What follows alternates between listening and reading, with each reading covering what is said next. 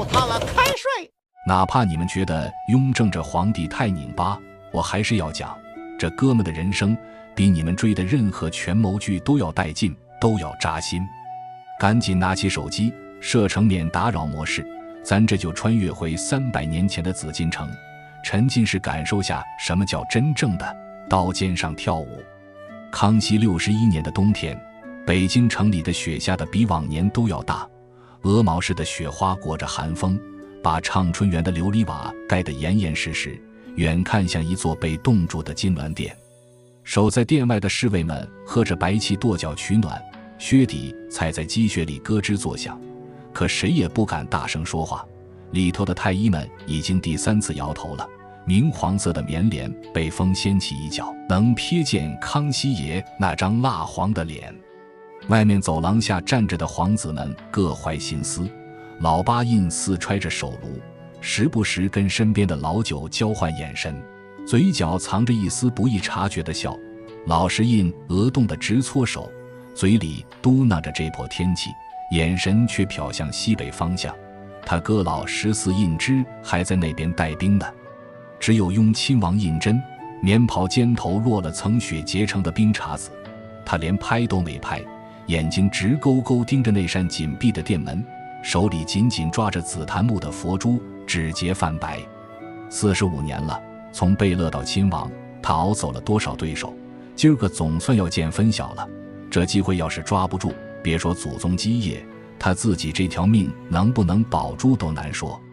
3天后，乾清宫的正大光明匾下，宣读遗诏的太监声音发颤，传位于4子胤禛。话音刚落，老八胤祀扑通一声跪下去，捂着胸口嚎啕大哭，那哭声震得梁上的积雪簌簌往下掉，溅在金砖地上化成水。胤禛瞅着他那肩膀一抽一抽的样子，心里跟明镜似的，这哪是哭先帝，分明是哭自己筹谋半生落了空。果然转身到了偏殿，老八就带着一群宗室围上来。老九胤堂跳得最高，4阿哥，遗诏分明写的是传位14子，你敢说没改？唾沫星子差点喷到胤禛脸上。胤禛没跟他们吵，只是摘下腰间的玉佩扔在桌上，那玉佩背面刻着康熙御赐4个小字，先帝给我的密诏有7份，都在养心殿西暖阁，谁不信现在就去翻。这话一出，老八的脸瞬间白了，他忘了胤禛管了10年户部，手里攥着多少先帝的亲笔朱批，那些可都是铁证。登基头1个月，胤禛睡得比狗还少，白天在太和殿听大臣们扯皮，老臣们要么念着康熙爷的旧规矩，要么揣着明白装糊涂，问起国库亏空就互相使眼色。晚上披着件打了补丁的旧棉袍在养心殿算账，翻到江南盐道的账本时，气得差点把砚台砸了。账面上写着岁入300万两，可实际入库的连1半都不到。底下的盐商跟官员勾肩搭背，把银子都揣进了自己腰包。有天凌晨寅时，他让小太监把张廷玉从被窝里叫过来，指着账本上的赤字红笔说：“你跟了先帝30年，就眼睁睁看着这江山变成空架子。”张廷玉跪在冰凉的地砖上直哆嗦，花白的胡子上挂着霜。皇子们争了10几年，谁还有心思管这些？胤禛听完没说话，只是从怀里掏出张泛黄的纸条，上面写着3个名字：李卫、田文镜、鄂尔泰。这3个人，你帮我盯着，谁要是敢挡他们的路，甭管是亲王还是贝勒，先斩后奏。那会儿的北京城，茶馆里的说书先生最爱编雍正篡位的段子。崇文门外有个叫张瞎子的，瞎了眼却长了一张巧嘴，说雍正当年买通了康熙的贴身太监魏珠，把鹤顶红掺在参汤里，才夺了皇位。这段子编得有鼻子有眼，连哪个太监递的汤，哪个宫女看见的都编出来了。这话传到胤禛耳朵里，他正吃着早饭，听完把粥碗一推，把张瞎子给我请到宫里来。小太监以为要砍人，吓得脸都绿了。结果胤禛见了张瞎子，还赏了他50两银子，说：“你这段子编得不错，接着说，说得越邪乎越好。张瞎子捧着银子，膝盖抖得像筛糠。皇上，奴才再也不敢了。雍正却冷笑一声，老百姓越骂我，越说明他们在乎这江山。等我把实事办了，看他们还骂不骂。果然，没过半年，张瞎子的段子就没人听了，因为李卫在江苏查抄了27个盐商的家产，光从扬州盐商汪家地窖里就起出300万两银子。西北军的军饷终于发下去了。那些饿得眼冒金星的士兵们再也不相信雍正篡位的鬼话。雍正2年春天，青海的罗卜藏丹津叛乱的消息传到北京时，胤禛正在慈宁宫给太后请安。太后刚说了句西北苦寒，让老实4多保重，就见太监慌慌张张跑进来，手里的奏折都快攥烂了。胤禛接过奏折扫了2眼，把茶杯往紫檀木桌上一放，茶盖磕的茶杯当啷响，年羹尧呢？让他3个月内把这释了。旁边势力的总管太监李德全小声提醒皇上，年将军刚打完西藏的仗，手下的兵都快累垮了，有的士兵还穿着单衣呢。胤禛眼一瞪，龙袍的袖子扫过桌面，差点把果盘掀了。累垮了就在招，朕养着10万大军，不是让他们在军营里晒太阳的。传旨给年羹尧，粮草不够就从甘肃调，兵不够就从陕西募，3个月打不赢，让他提头来见。这话传到西安的将军府，年羹尧正跟副将们喝酒，听完传旨太监的话，啪地把酒杯摔在地上，酒液溅了满桌。他当即让人杀了口300斤的肥猪，摆在军营的教场上，当着3万将士的面，抽出腰间的佩刀，割了块生猪肉塞进嘴里，嚼得满嘴是血。弟兄们，罗卜藏丹津这狗东西敢犯我大清疆土，咱这就去把他的狗头砍下来当夜壶。不斩罗卜藏丹津，我年羹尧提头来见。说罢翻身上马，马蹄踏得尘土飞扬，身后的士兵们举着刀呐喊，声浪震得远处的雪山都在回响。结果真就用了2个多月，年羹尧带着人把叛军追得跟丧家犬似的，从青海湖追到柴达木盆地，最后在乌兰布通把罗卜藏丹津团团围住。那小子穿着女人的衣服想混在牧民里跑，被年羹尧的亲兵一把揪了出来，压到年羹尧面前时，裤裆都湿透了。可年羹尧班师回朝那天，胤禛却在养心殿里来回踱步，地上的金砖都快被他踩出坑了。李德全踮着脚进来回话，声音小得像蚊子哼：皇上，年将军到保定了，沿途的官员都跪着接驾，直隶巡抚还亲自给他牵马呢。胤禛停下脚步，拿起案几上的朱笔，在年羹尧的奏折上写了4个字：功高震主，笔锋锋利的像是要划破纸。旁边势力的张廷玉看了，忍不住劝道：皇上，年将军刚立大功，现在正是用人的时候，要不……话没说完，胤禛就把笔一扔，笔杆在地上滚了2圈。用人也得有规矩，他年羹尧算个什么东西？当年在前敌给朕牵马的时候，怎么不敢这么嚣张？他要是敢学吴三桂，朕就敢再打一次3藩之乱。果然，没过多久，弹劾年羹尧的奏折就像雪片似的飞进紫禁城。有说他贪污军饷的，有说他霸占民女的，还有说他在西安府修的将军府比王府还气派。胤禛把这些奏折堆在案几上，对李卫说：你去查查哪些是真的，哪些是诬告。李卫领旨去了陕西，回来后跪在地上，手里的账册都快攥出水了。皇上，年将军确实贪了不少银子，光他府里的姨太太就有30多个，还让蒙古王公给他送过美女。胤禛闭着眼沉默了半晌，再睁开眼时，眼底的红血丝看得吓人。那就办吧。他借着这些由头，一步步把年羹尧从抚远大将军变成杭州将军，最后赐了条白绫。赐死那天，年羹尧在狱中写了封血书，用指甲蘸着血写：臣此生不负皇上，字歪歪扭扭的，却透着股狠劲。胤禛看完，让人把血书烧了，火苗舔着纸页，映得他脸上忽明忽暗，对着火堆说：朕知道，可这江山容不下你这样的功臣。那年冬天，田文镜在河南推行摊丁入亩，把按人头收税改成按地亩收税，这一下可捅了马蜂窝。开封府的乡绅们联合起来罢市，绸缎庄、米铺的门都关得死死的，门板上还贴着田文镜滚出河南的标语。有个叫王世俊的秀才写了篇辩税论，骂田文镜是酷吏，说他把不配合改革的秀才都发配到宁古塔了。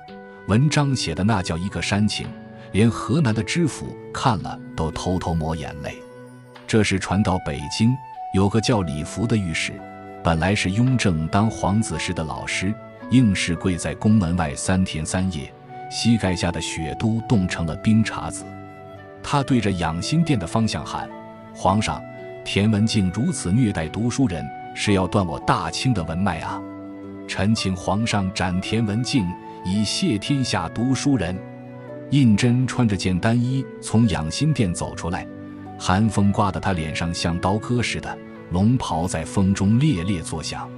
他走到李福面前，蹲下身捡起那篇辩税论，看了2眼就扔在地上。老师可知河南有多少农民因为交不起人头税，把刚生下来的孩子溺死在尿桶里？可知有多少人家卖了女儿，就为了凑那几两银子的税钱？李福梗着脖子，冻得发紫的嘴唇哆嗦着。士农工商各有其业，岂能乱了规矩？读书人是朝廷的根基。胤禛听完，从怀里掏出本磨的边角发白的账册，一页页念给围观的大臣听。康熙53年，河南逃荒者13000人，饿死在路边的有2700。54年，卖儿育女者2700户，被买走的孩子最小的才3岁。61年，因为交不起税被抓进大牢的945人，其中60岁以上的就有87个。念到最后，他把账册往地上一摔，纸页散落一地。朕今天就把话撂这税改要是成了，天下人骂朕酷吏，朕认了；要是不成，朕就是大清的罪人。说罢转身回殿，龙袍的下摆扫过地上的账册，留下一串脚印。李卫在江苏搞官绅一体当差，更是把当地的官员得罪光了。有个叫徐乾学的告老还乡尚书，是康熙朝的探花，仗着自己是顾炎武的学生，硬是不让家里的佃户服徭役。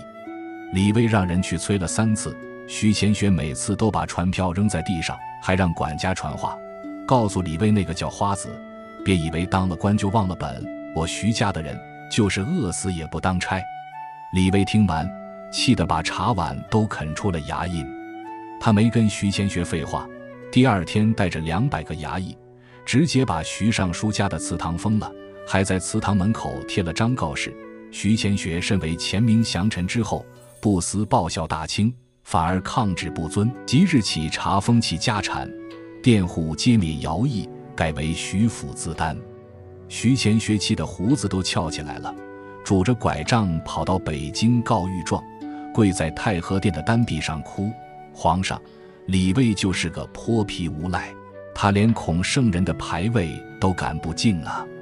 雍正却当着文武百官的面，把徐乾学的奏折扔还给他。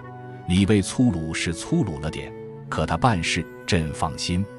你徐乾学住着1000间瓦房，占着万亩良田，让你家的佃户跟老百姓一起修河堤，你都不愿意，还好意思说自己是读书人。结果那尚书没告赢，反而被削了爵位，抄了1半家产。这事传开后，江苏的官绅们虽然恨李卫恨得牙痒痒，背后叫他李泼皮，可再也没人敢明目张胆地抗命了。有次李卫回京述职，跟雍正一起在御花园散步，他搓着手说：皇上，我这天天被人骂，夜里都睡不好，总梦见徐乾学拿着孔圣人的牌位砸我。雍正给他倒了杯酒，说：“你要是天天被人夸，朕才要睡不着呢。那些骂你的人，无非是怕你动了他们的奶酪。”雍正5年的中秋节，紫禁城难得热闹了一回。胤禛让御膳房做了100桌宴席，邀请了从全国各地来的老农，有河南种粮的，有江南种桑的，还有陕西种棉花的。这些人一辈子没见过金銮殿，穿着打补丁的棉袄，在太和殿前直哆嗦。有个老头紧张的差点趴在地上磕头，把帽子都磕掉了。胤禛却走下单臂，拿起个月饼递给那个瞎眼的老头，月饼上的芝麻蹭了他一手。老头哆哆嗦嗦接过来，咬了一口，眼泪突然掉了下来，顺着满脸的皱纹往下流。皇上，俺们村今年收了10石粮，这是这辈子头一回能吃饱饭，俺家老婆子说得谢谢您啊。胤禛听完，眼圈也红了，他帮老头把帽子戴好，说：“老人家，谢朕干啥？要谢就谢你们自己肯下力气种地，朕不要你们谢，只要你们好好种地，多打粮食，比什么都强。”那天晚上，他一个人在养心殿坐了整夜，看着窗外的月亮，手里捏着老农送的一双布鞋，那鞋是用旧布拼的，针脚歪歪扭扭，可他却觉得比任何龙靴都要暖和，抹撒着鞋面，想起自己当年在户部当差时看到的那些啃树皮的灾民，眼泪又掉了下来。可麻烦是从来没断过。雍正6年，湖南有个叫曾静的秀才，写信给川陕总督岳钟琪，劝他反清复明，说雍正弑父杀兄，是个昏君，还编了10大罪状，什么谋父逼母弑兄，写得有鼻子有眼。岳钟琪看完吓得魂都没了，当场把送信的人绑了，连同那封信一起快马加鞭送到北京。胤禛看完信，气得把案几都掀了，砚台摔在地上，墨汁溅了满墙，像泼了一地的血。可他没直接杀曾静，反而让人把他押到北京，在刑部的大牢里跟他辩论了3个月。曾静刚开始还嘴硬，说雍正要是敢杀他，就是心虚。胤禛就让他跟自己一起看奏折，看那些灾民的求救信，看那些贪官的罪证，最后还把这些辩论编了本书，叫《大义觉迷录》，让全国的州县都去宣讲，连茶馆里的说书先生都得照着念。有大臣劝他，皇上跟这种乱臣贼子废话什么，直接砍了得了，免得污了您的耳朵。胤禛却摇摇头，手里转的那串紫檀佛珠，老百姓不懂公理的事，容易被人骗。朕要让他们知道，朕做的每一件事都是为了这江山。可他没想到，这本书越传，骂他的人反而越多。毕竟谁愿意相信一个皇帝会跟反贼讲道理呢？老百姓私下里说，要是心里没鬼，用得着跟个秀才较劲。年羹尧死后，西北的军务交给了岳钟琪。这岳钟琪是岳飞的21世孙，打仗是把好手，可架不住有人使坏。有个叫查嗣庭的翰林，在考卷里出了道题，为民所指，被人揭发说为指是雍正去头，暗示要杀皇帝。查嗣庭被抓后屈打成招，说岳钟琪跟他是同党，还说岳钟琪是岳飞的后代，迟早要报，靖康之耻，反清复明。胤禛虽然没全信，可心里也犯嘀咕。岳飞的故事他从小听到大，那可是精忠报国的典范，可岳钟琪手里握着10万兵权，胤禛自然是不放心。有次岳钟琪在新疆打了场败仗，丢了2个堡垒，胤禛借着这机会把他贬为庶人，让他回老家四川种地去。岳钟琪离京那天，天还没亮，雍正却穿着常服去了永定门。他看着岳钟琪佝偻的背影，说：“岳将军，委屈你了。”岳钟琪转过身，脸上的皱纹里还带着风霜，叩了个头。臣明白，皇上是怕臣功高盖主。胤禛没说话，只是从怀里掏出块羊脂玉佩，上面刻着忠勇2字，等将来有需要，朕再召你回来。可这一等就是10年。直到乾隆年间，准噶尔部再次叛乱，岳钟琪才被重新启用。可那时候他已经是个白发苍苍的老头了，起码都得人扶着。雍正7年的深秋，紫禁城的银杏叶落得满地金黄，胤禛却没心思赏景。他在乾清宫西暖阁来回踱步，手里攥着一份奏折，是张廷玉关于内阁处理军务托他的呈报。准噶尔部的密探都摸到张家口了，内阁还在为是否要增兵争论了3天，不能再等了。他突然停下脚步，对李德全说：“传旨，在隆宗门内设军机处，把兵部、户部的军务文书全挪过去，让怡亲王胤祥、张廷玉、蒋廷锡这几个人盯着，凡事直接报给朕。”军机处的牌子挂起来那天，连块像样的匾额都没有，就用红漆写了3个字，贴在3间简陋的平房门楣上。可这很快成了整个大清最忙的地方。每天寅时刚过，天还黑得像泼了墨，胤禛就披着貂皮大氅来了，手里提着盏羊角灯，灯光把他的影子拉得老长，映在青砖地上。军机处的小吏们早就等着了，案几上堆着从各地送来的奏折，用黄绸布裹着，最上面那本还带着西北的沙尘。把岳钟琪的军报先拿来。胤禛摘下帽子，往椅子上一坐，朱笔已经握在手里。岳钟琪在奏折里说，西北的雪下得早，粮草运不上来，士兵们冻得握不住刀。胤禛看完，笔尖在粮草2字上顿了顿，写着陕甘总督速调3万石粮草，用骆驼对运，20日内必须到，误了时辰，提头来见。字写得又快又急，墨汁透过纸背，在下面的奏章上印出小团黑字。就这样，他一坐就是一整天，有时候太阳都偏西了，案几上的奏折才少了一半。李德全端来的燕窝粥热了3次，他就动了2筷子。有次张廷玉进来，看见他正对着一本江南盐税的账册皱眉，眼睛里布满红血丝，像熬了好几夜。皇上，您这一天批的奏折比先帝当年3天批的都多。张廷玉递上杯参茶，谢谢吧，龙体要紧。胤禛接过茶，没喝，就那么捧着暖手，谢。老八在府里养着上千门客，天天盼着朕出错。准噶尔的兵还在边境晃悠，河南的税改刚有点起色，朕要是歇了，那些等着看笑话的人就得逞了。他低头看了眼自己的手，指关节因为常年握笔已经有些变形，虎口处还有块朱笔染的红印，洗都洗不掉。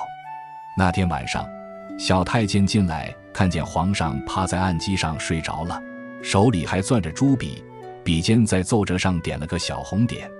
他不敢惊动，就拿件披风盖在皇上身上，借着烛光看见奏折上的字：江南漕运改由官办，明年务必施行。嘴角还微微翘着，大概是梦见漕运通畅，粮食顺着运河一路北上，国库的银子像水似的涌进来吧。那会儿的朝堂早分成了2派，吵得像锅沸腾的粥。张廷玉为首的稳派觉得改革的慢慢来，每次议事都要念叨：皇上，河南的乡绅已经联合起来告天文镜了，再逼紧点，怕是要出乱子。他身后跟着一群康熙朝的老臣，个个皱着眉，手里的朝珠转得飞快。另一头，李卫带着几个年轻官员组成激进派，每次都拍着桌子喊：张大人这是怕了，当年要是不抄那些盐商的家，西北军早就哗变了，哪有现在的安稳日子。李卫说话时唾沫星子横飞，腰间的玉佩撞得叮当响，那还是当年雍正赏他的，如今磨得光溜溜的。有天在朝上，2派又吵起来了。起因是李卫想在浙江推行海禁松弛，让渔民能出海打鱼。张廷玉说，海疆要紧，万一有倭寇混进来怎么办？李卫急得脸通红，倭寇？现在渔民连饭都吃不饱，再不让出海，他们才要当海盗呢。张廷玉也动了气，花白的胡子都翘起来了。可现在官员们人人自危，浙江巡抚昨天还递奏着说，底下的县太爷都不敢判案子了，怕不小心出了皇上的忌讳。都别吵了。胤禛一拍龙椅，金漆都震得掉了点渣。他站起身，龙袍的下摆扫过御座前的香炉，火星子溅起来又落下去。朕告诉你们，改革就像割肉，不疼怎么能治好病？他指着殿外的老槐树，你们看那树，每年不修枝，来年就长不出好叶。可要是把根都刨了，树不就死了？大臣们都低着头不敢说话，可胤禛心里跟明镜似的，这平衡太难找了。偏问了，那些贪官污吏就会卷土重来，之前的心血全白费。偏激进，士绅们联合起来闹事，天下就得乱。他想起当年处理年羹尧，手起刀落时有多决绝，夜里就有多难眠。这帝王的权衡之术，比战场上的刀光剑影更磨人。雍正8年开春，胤禛的咳嗽声越来越密，有时候在朝堂上说着话，就得侧身捂嘴咳半天，帕子上偶尔会沾着点血丝。太医用了各种方子，人参、燕窝、雪莲，甚至请了西洋传教士带来的金鸡纳霜，都不管用。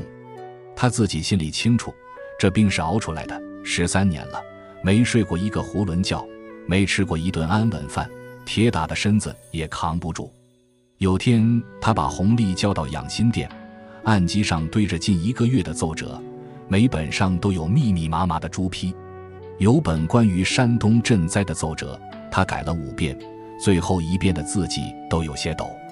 你看看，胤禛指着那些字，这是朕昨天批的。山东巡抚说粮够了，可底下的知县报上来，还有老百姓在啃树皮。弘历拿起奏折，看着那些被红笔圈改的地方，有些字因为墨迹太浓，几乎连成了片。华马，您太辛苦了。他小声说，心里却觉得没必要这么较真，天下这么大，哪能事事都管到。辛苦。胤禛猛地提高声音，咳嗽了2声才缓过来。当皇帝的就没资格说辛苦。他指着窗外，你以为这紫禁城的琉璃瓦是金子堆的？这江山看着光鲜，底下全是窟窿。漕运的官员吃回扣，盐商们瞒报产量，连给宫里供菜的都敢缺斤短两。不天天盯着，转眼就塌了。弘历没敢顶嘴，可低着头时嘴角撇了撇，他觉得皇阿玛太拧巴。当年康熙爷不也活得潇洒？南巡时带着画师画江南美景，哪像这样天天跟账本较劲。那年冬天来得格外早，河南的黄河大堤突然决口，浑浊的洪水裹着泥沙冲垮了7个县城。李卫从江苏带着赈灾粮赶过去时，看见的是一片汪洋，屋顶露在水里像漂浮的棺材，有老百姓趴在门板上哭，怀里还抱着饿得直哼哼的孩子。负责赈灾的官员叫王世俊，是胤禛当年提拔的，可他居然把朝廷拨的粮款扣了1半，把新米换成发霉的陈米，袋子底下还掺了沙子。李卫把这事报上来时，奏折上的字都在抖，像是写的时候手在抽筋。胤禛正在用碗膳，一盘青菜，1碗小米粥，看到陈米掺沙4个字，他哐当一声把碗摔在地上，粥洒了一地，米粒粘在龙袍上，把王世俊给朕凌迟处死。他吼得嗓子都哑了，让他在开封府门口受刑，让所有官员都看着贪赈灾粮的下场。李德全赶紧跪下来收拾碎片，听见皇上的声音突然低了，带着哭腔。李卫的奏折里说有灾民一子而逝。朕搞了这么多年改革，国库的银子从700万涨到3400万，怎么还是有老百姓饿死？李卫赶来时，正看见皇上对着一堆灾民的画像发呆，那些画上的人个个面黄肌瘦，眼睛凹得像黑洞。皇上，这世上的贪官就像地里的草，拔了一茬又长一茬。李卫低着头，声音涩得像砂纸磨木头，你已经拔了不少了，剩下的慢慢拔吧。胤禛沉默了半天，拿起朱笔，在王世俊的罪书上画了个红圈，那就接着拔，哪怕朕这辈子拔不完，也要让后人少拔几茬。那天晚上他没回寝宫，就在军机处的案几上趴了一夜，旁边堆着河南灾民的名册，每一页都写着某某饿死，红笔圈的触目惊心。雍正9年的春天，准噶尔部又不安分了，策王阿拉布坦的儿子噶尔丹策凌带着骑兵袭扰科布多，杀了清军300多人，还抢走了囤积的粮草。消息传到北京，朝堂上又炸了锅，有人说该和亲，有人说该增兵，吵了3天没个结果。胤禛把地图铺在地上，用手指着科布多的位置，这是咽喉，丢了西北就完了，让岳钟琪去。这话一出，大臣们都炸了。皇上，岳钟琪是戴罪之身啊！吏部尚书孙家淦往前跪了一步，他当年丢了哈密，按律该斩，您饶了他一命，已经是天恩了，怎么还能让他掌兵？就是。老八胤祀也跟着说，岳钟琪是岳飞后代，岳飞当年抗金，他现在会不会住口？胤禛一脚踹翻了旁边的铜炉，炭火撒了一地，用人不疑，疑人不用。岳钟琪能打仗，这就够了。当年年羹尧要是安分，朕能杀他。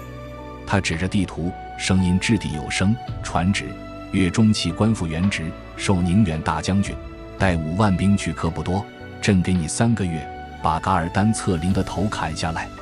岳钟琪接到圣旨时，正在四川老家种地，手上还沾着泥。他对着传旨太监磕了3个头，起身时腰杆挺得笔直，告诉皇上，臣就是粉身碎骨，也定不辱使命。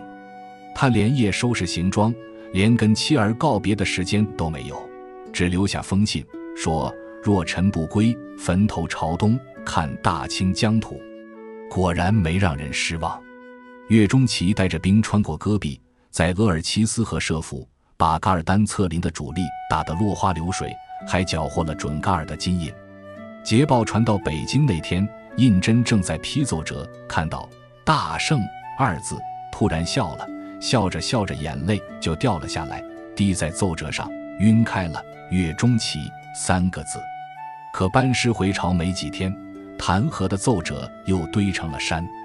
有人说岳钟琪在军中摆架子，用准噶尔的金印喝酒，有人说他私藏了噶尔丹策凌的女儿，想留着当筹码。胤禛把这些奏折都压在案头，没递给岳钟琪看。有天岳钟琪进宫谢恩，他特意留了饭，席间说，那些闲话你别往心里去，好好练兵，西北离不了你。岳钟琪端着酒杯的手直抖，眼泪掉进酒里。皇上，臣不用说了。胤禛打断他，自己喝了杯酒，朕知道你委屈，可这江山就是这样，你往前冲，身后总有冷箭。忍忍吧，等天下太平了，朕给你建座功臣楼。可胤禛心里清楚，自己这是在赌。赌岳钟琪不是第2个年羹尧，赌那些大臣能明白用人先信人的道理，更赌自己能撑到天下太平的那天。只是这赌局的筹码是整个大清的安危，他输不起。雍正10年，明史的初稿编成了，胤禛让人送到养心殿，他每天批完奏折就看几页，看到万历年间国库充盈，百姓安居乐业时，突然冷笑一声，把书扔在地上。旁边的编修吓得赶紧跪下，以为自己写错了。不是你的错。胤禛捡起书，指着那句话，这写书的人怕是没见过万历年间的流民。他让人把康熙年间的灾荒档案搬来，那是他当年在户部当差时抄录的，厚厚的几十本，记着万历43年山东大旱，人相识万历46年河南蝗灾，逃荒者20万，把这些都加进去。胤禛对编修说，别光写皇帝怎么英明，也写写老百姓怎么活，不能让后人觉得当个皇帝有多容易。张廷玉听说了，赶紧跑来劝皇上，史书还是要写得圆满些，不然后人会说您故意抹黑前朝。抹黑？胤禛把档案扔给他，你自己看，这些是不是真的？朕要的不是圆满，是真实。让他们知道，任何一个朝代都不是轻轻松松就能撑下去的。当皇帝的睡不好觉是本分，能让老百姓多活几天才是本事。编修们只好重改，把那些灾荒、流民、苛政都加了进去。改完的《明史》厚了1倍，看着沉甸甸的，像压着几百年的血泪。胤禛摸着书籍，叹了口气，或许后人会骂朕较真，可总比让他们以为皇帝都是享福的强。那会儿弘历已经开始帮着处理朝政了。有次江南查出来个贪腐案，苏州知府贪了盐税20万两，还把漕运的粮食换成了沙土。按律该斩立决，弘历却判了，流放3000里，理由是知府的父亲是康熙朝的探花，留他一命，全了读书人的体面。胤禛看到判决时，气得把朱笔都撅断了，让人把弘历交到养心殿。你为什么不重罚？他把卷宗扔过去，纸页散了一地。弘历捡起卷宗，小声说，皇阿玛，治国要宽仁，才能让官员们心服。苏州知府虽然贪了，可他当年修过苏州的堤坝，也算有点功。胤禛气得拍桌子，案几上的茶杯都震倒了。他贪的20万两，能买多少粮食？能救多少饿死的老百姓？你现在对他宽仁，将来老百姓就要遭殃。他指着窗外，你以为那些官员为什么怕朕？不是怕朕杀他们，是怕朕把他们贪的银子还给老百姓。弘历还想争辩，可看着皇阿玛通红的眼睛，那里面全是血丝，像是熬了无数个夜，终究没敢再说。他低着头，听见皇阿玛的声音软了些，弘历，你记住，宽仁不是纵容，对贪官宽1分，对百姓就狠1分。这江山是老百姓的，不是官员的。那天晚上，胤禛一个人去了佛堂，佛堂里点着长明灯，康熙的牌位摆在正中，牌位前的香炉里插着3炷香，烟袅袅地往上飘。他跪在蒲团上，对着牌位说，阿玛，儿臣是不是太严苛了？杀了年羹尧，贬了岳钟琪，连自己的老师李福都流放了，香灰掉下来烫了他的手，他却没动。可儿臣要是不严，那些贪官就敢把国库搬空，老百姓就要再啃树皮。阿玛，您当年是不是也这么难？他说着说着，趴在蒲团上哭了，像个受了委屈的孩子，哭声被佛堂的寂静吞掉，只有长明灯的火苗轻轻晃着，映着他双白的头发。雍正11年的春天，圆明园的桃花开得正艳，粉嘟嘟的花瓣堆在枝头，风一吹就簌簌往下掉，像下了场花雨。胤禛难得有空，带着李德全在园子里散步，走到万方安和殿时，看见个老太监在扫地，那是康熙爷当年的侍读太监，姓魏，如今80多了，背驼得像座桥。皇上，您这几年做的事，先帝都未必能做到。魏太监放下扫帚，给胤禛请安，国库满了，边疆稳了，这都是您的功劳。胤禛摘下一朵桃花，花瓣在指尖轻轻捏碎，但粉色的汁液粘在手上，像抹了层胭脂。做到了又怎么样？他笑了笑，笑声有点涩，后人记得的恐怕还是朕杀了多少人，抄了多少家。年羹尧、隆科多，他们的子孙怕是要恨朕一辈子。皇上是为了江山。魏太监说，老百姓心里有数。老百姓。胤禛望着远处的西山，他们现在能吃饱饭，念朕的好，可等将来日子好了，就会说当年那个雍正太狠了。谁还记得是朕把他们从饿肚子的日子里拉出来的？他把捏碎的桃花扔在地上，有时候朕真想当个普通人，种种的看看书，不用天天琢磨怎么对付这个提防那个。正说着，李德全匆匆跑来，手里拿着份军报，皇上，西北急报，准噶尔又在边境集结了。胤禛的眼神瞬间变了，刚才的松弛劲儿全没了，项弦突然绷紧，回养心殿。他转身就走，龙袍的下摆扫过地上的桃花瓣，让军机处的人等着，现在就议。魏太监看着他的背影，叹了口气，慢慢扫起那些被踩碎的花瓣。他知道，皇上这辈子都别想做普通人了。这江山像负沉重的枷锁，一旦戴上，就再也摘不下来。雍正12年的夏天，江南的科考出了大岔子。主考官是左都御史查嗣庭，是胤禛的亲信，当年还是他力排众议提拔的。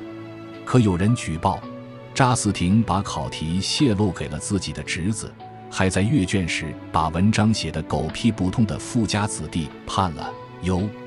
李卫带人去查时，从查嗣庭的书房搜出了个小册子，上面记着某公子送与如意一饼某盐商送银票5000两，清清楚楚。查嗣庭被押到北京时，跪在太和殿前，哭得涕泪横流。皇上，臣一时糊涂，求您饶了臣这一次。大臣们都觉得会从轻发落，毕竟是自己人，罚俸降职也就算了。可胤禛看完那本小册子，直接下旨查嗣庭斩立决，家产超没，所有涉案人员不论是谁，一律发配宁古塔，永世不得入关。皇上是不是太严了？张廷玉忍不住劝查嗣庭，毕竟科考是天下读书人的出路。胤禛打断他，声音冷得像冰，要是这都能舞弊，那穷人家的孩子还怎么出头？老百姓还能信朝廷吗？朕宁可错杀，也不能放过一个，不然就是对天下人的不负责任。处理完这事，他累得在龙椅上睡着了。太监们不敢惊动，就那么站着守着。他大概是做梦了，嘴角带着笑，喃喃地说：“阿玛，儿臣射中了。”旁边的小太监听见了，想起老人们说，皇上年轻时跟着康熙爷打猎，一箭射中了奔跑的鹿。康熙爷笑着拍他的肩膀说：“好小子，有朕当年的样子。”可笑着笑着，他突然醒了，眼角全是泪。大概是梦里的场景太暖，暖得让他想起那些不用担惊受怕的日子。那时候他还是个贝勒，不用天天算国库的账，不用琢磨谁是忠臣谁是奸臣，只用跟着阿玛打猎读书，多好。雍正13年的夏天，热得邪乎，北京城像个大蒸笼，连宫里的井水都带着热气。胤禛的身体一天比一天差，有时候早朝都没法上，只能让弘历代批奏折。他知道自己没多少日子了，开始安排后事。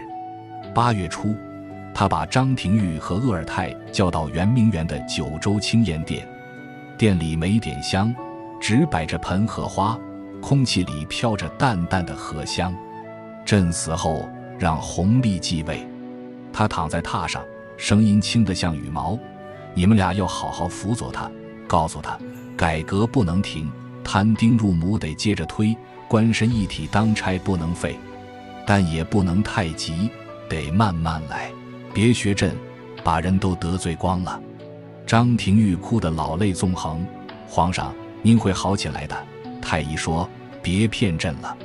胤禛笑了，笑得很轻，人总有一死，朕这辈子该做的都做了，没什么遗憾的。他喘了口气，接着说，就是觉得有点对不起那些被朕杀了的人。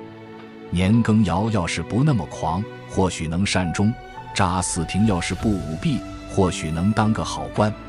他们当中或许有不少是忠臣，只是跟朕的想法不一样罢了。鄂尔泰跪在地上，眼泪掉在金砖上，砸出小水花。皇上，他们别说了。胤禛摆摆手，替朕照顾好李卫和田文镜，他们俩性子直，容易得罪人。还有岳钟琪，让他在西北安心待着，别让弘历猜忌他。8月23日那天，天刚蒙蒙亮，李德全进殿时，看见皇上趴在案几上，手里还攥着本没批完的奏折。奏折是江南巡抚递的，说今年的水稻收成不错，亩产比去年多了2斗。他走过去想扶皇上躺好，却发现身体已经凉了。旁边的小太监说，皇上走的时候脸上很安详，嘴角还带着点笑，大概是看到收成不错那几个字放心了。弘历赶到时，扑在父皇身上，哭得撕心裂肺。儿臣错了，儿臣不该跟您顶嘴，儿臣一定按您说的做，接着改革，不辜负您。可胤禛再也听不见了。他的遗诏写得很长，除了让弘历继位，还特意提到李卫、田文镜。李卫虽粗，然心中；文镜虽严，然务实，皆可托大事。还说自己在位13载，不敢懈怠一日，虽未能让天下尽欢，然国库充盈，边疆稳固，总算对得住列祖列宗。最后嘱咐弘历善待百姓，慎用刑罚，记住水能载舟，亦能覆舟。出殡那天，北京城的老百姓都站在路边看。正阳门大街上，白帆飘得像雪，送葬的队伍长得望不到头。有人哭，是那些受过新政恩惠的农民，念叨着皇上让咱吃饱饭了。有人骂，是那些被抄家的官绅后代，说这暴君总算死了。